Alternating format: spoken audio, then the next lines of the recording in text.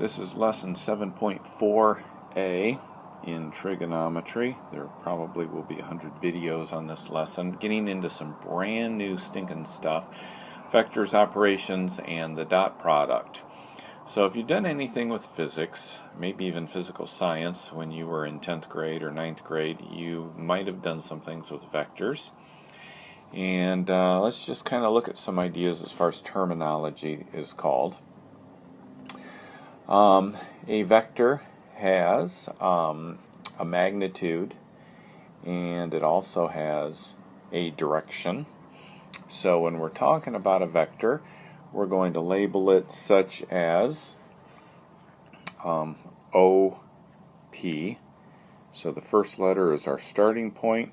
We'll call that O, and P would be somewhere along here. In fact, sometimes they don't even put a dot there. They just put P right there to show the vector OP. That vector is not the same as this vector. They go different directions. So one is going to be OP and one is going to be PO. So just something to keep in mind that you're doing. When you're writing the magnitude of a vector, meaning maybe you've got 40 pounds of force or 50 miles an hour or something like that, and so maybe this one has a magnitude of 50, we write it this way, and we put those absolute value signs on there because we're talking about the absolute value, because magnitude is always a positive number. So we have what we call our terminal point right here, and we have, our initial point here, and this is called our terminal point.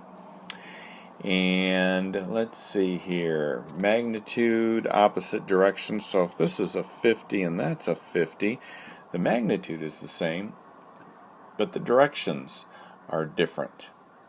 So two vectors are equal if and only if they have not only the same direction, but they also have the same magnitude. Now, if we're going to add vectors, let's say I've got a vector here, and that's vector A, and I've got another vector B that I want to add to that. What I have to do is put it end to end. So if my magnitude is A, and it goes this direction, and this magnitude is B, but it goes this direction, my resultant is what that's called, is my A plus B right there. So besides naming a vector something like OP, we can also use a letter. And one of the letters they use is the lowercase u. They also use the lowercase v. And if we are looking at a vector u, we know that there is a vector going in the opposite direction that has the same magnitude, the same strength, the same number. We look at it as length, but a same number that goes in the opposite direction. And we call that negative u, or if we're talking about a v, we're talking about negative v, or actually it's called the opposite of v. So if we were to take these two and add them up, we'd get a magnitude of 0, because if this had a magnitude of 50 and this had a negative 50 and we added them up, obviously we'd get 0 as our magnitude, and that is called the zero vector. Alright, so the scalar product, which is page 306, middle of the page, is a real number, and it's usually represented with a lowercase k. And if we take k times v, and let's say that our vector was 50 and our scalar was 2, that would give us 100. The scalar just is used if we want to enlarge or make it look smaller or something like that, and we'll get into that more later. You don't really have to have that at this point. So let's look at the algebraic interpretation of vectors, and I know this is all kind of confusing at this point, but it will come together shortly, I promise.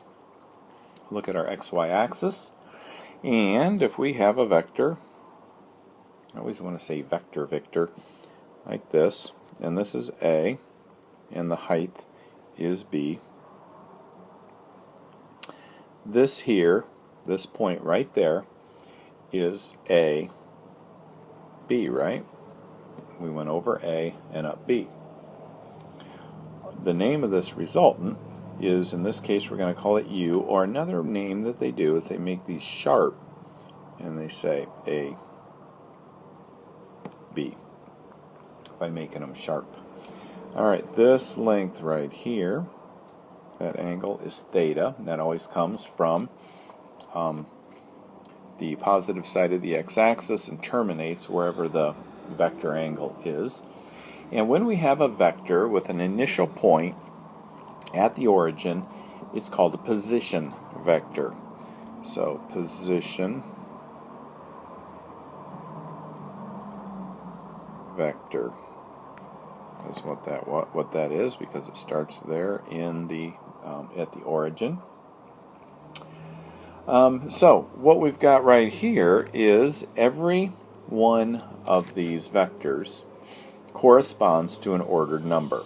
It ends at an ordered pair, an x and a y. In this case, went over A and up B. So the positive angle between the x-axis and the position vector is the direction angle. So theta is the direction angle. That's what I'm interested in. I am not interested down here in that angle. I am interested in the angle that goes all the way around to there. Alright.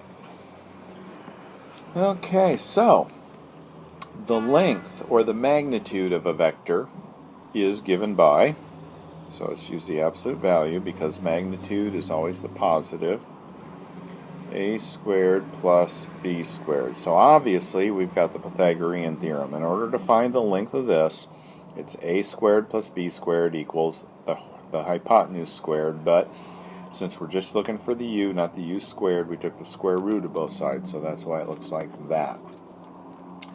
Also remember that tangent of theta equals opposite over adjacent, which in this one up here would be opposite over adjacent, or the length of B over the length of A. Or, I guess if you want to go further, y over x. So just remember that, because we will be using that in some of these other things that we're doing here.